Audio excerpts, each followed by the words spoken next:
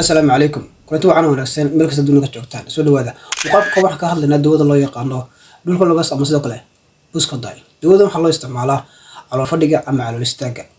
qofka haduu leeyahay waxaa loo yaqaan calool fadhiga ama calool istaag marka xaaladda noocaas lagu daweeyo si kastaba ha ahaatee dawadan waxay ka mid tahay groupka loo yaqaano stimulant laxatives oo in marka ay jilicso saxaradii si marka qofka ay soo dhaafto dhinaca kalena waxaa la yiraahdaa waxaa loo yaqaano constipation ama calool fadhiga ma cudur ba maaha cudur balse waxaa lagu qeexay inuu yahay calaamad cudur marka uu yeelan karo si kastaba ha ahaatee dawadan looma ogola in la siiyo qof kale calaamadahan soo socda haddii qofku leeyahay waxa loo yaqaano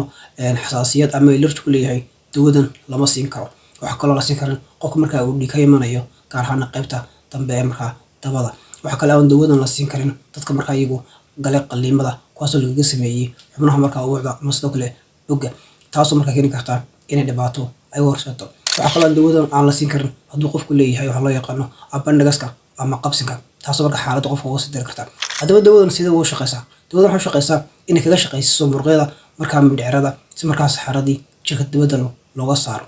taas oo ka dhigan in qofka ay ka caawiso inuu xaaladda noocaas oo kaga baxo waxaana loo isticmaalaa muddo waqti kooban si marka qofka xaaladda noocaas looga daweeyo tan kula dambe nabadgelyo.